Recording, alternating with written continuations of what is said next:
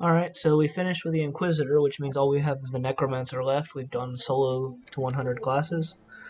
This is a Runebinder set, which is the Inquisitor special set, which is an auto attack special. Like, you could use it with just this weapon, and do the auto attack style with the weapon or whatever. Because it's really good for elemental damage, basically. It's a really good, like, just kind of elemental burst damage weapon.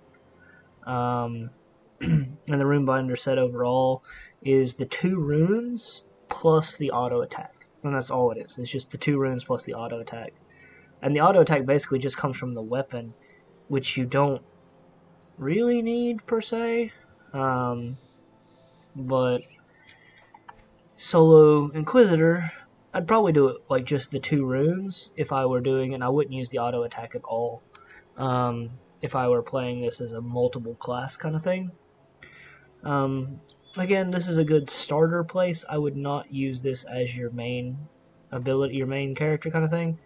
You're at perfect OA, like you're going to crit all the time with this OA, because you have Biting Cold, which reduces target's DA by 300, and you have Stormbox, which has minus 145 DA. On top of that, every time you crit, you get another minus 50 DA, plus we are using all 3 of these. Arcane Bomb gives minus 95 DA whenever it procs, and it's going to be proccing on Storm Spread. Elder's Fire gives minus movement speed, which is okay. And Rumor gives minus OA, so that makes us a little tankier. So we get a lot of just procs from that. And it's proccing off of each of our weapon pool skills, which are 23% each time, which procs a lot. We are sitting in Inquisitor Seal, which gives us a lot of damage absorption, as well as like it procs Elemental Storm. We almost have maxed out artifact handling, which gives us total damage to Rune of Callister and Rune of Hagrad, which is pretty good.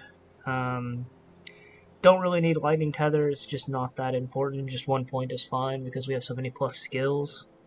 We're maxing out Steel Resolve, mostly for the flat physical damage, not really any true purpose in it. Probably could take those 4 points and put them into Rune of Hagrad. Actually, I might probably do that right now. We are maxing out this because it's percent all damage as well as elemental damage on top of everything, and crit damage. So it's like whenever we're standing in seal, which we are all the time, this gives us a big, huge boost of damage.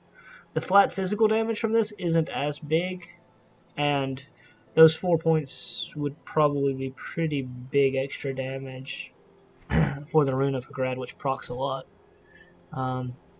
So, while thinking about it, I will go ahead and just pop those points over. What troubles you? Safe journey. And so we lose like 20% elemental damage for that. But gain quite a bit in Rune of Hagrad. We need the aggressive prefixes on like all of these to get this OA. We don't really need it actually because of how much minus DA we have, so you could actually avoid doing that. We do not have enough stun res. Stun res is a major thing I would like to have. Our DA without Word of Renewal up is only 2300. With Word of Renewal we get close to 2500, which is okay. It's an auto attack kind of special build. If you stand on top of the dummy, it does even more damage. The energy is perfectly fine. So, I mean, it's a pretty fast dummy kill time because of shotgunning. And it's pretty tanky inside of Inquisitor Seal.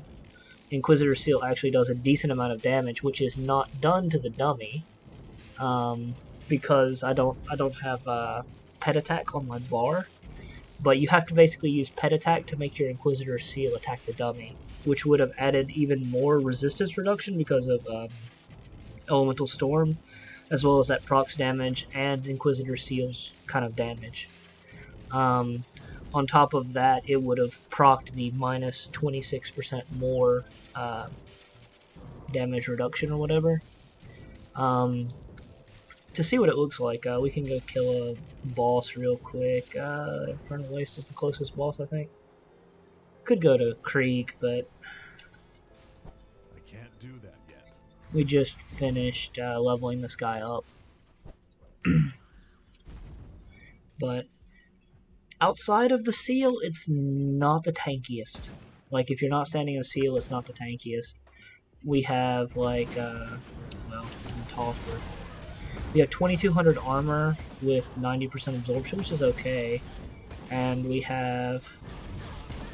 Come on, guys, stop shooting at me. You're so attacking me. And we have, like, 26% phys res, which is not bad, it's just not great. And we have 1400 health. So we got a boss here, we just drop our seal down, proc everything on top of them, and then once our things start going off, don't care about that. The boss just dies. It's pretty fast damage, pretty good damage overall. Yeah, it's a good starting point for another class. Like, you could mix it. I'd probably play this like with soldier, honestly, like an elemental tactician. Just specifically to get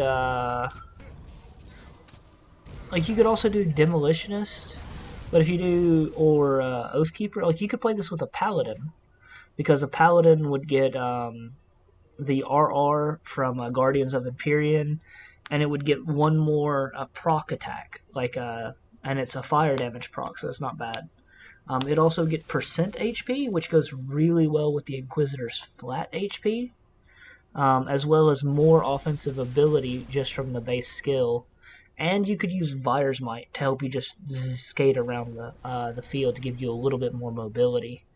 The problem is when you play Paladin is there's quite a few. Like, Paladin has a crap ton of builds that you could play. But I'd probably play this as a Paladin.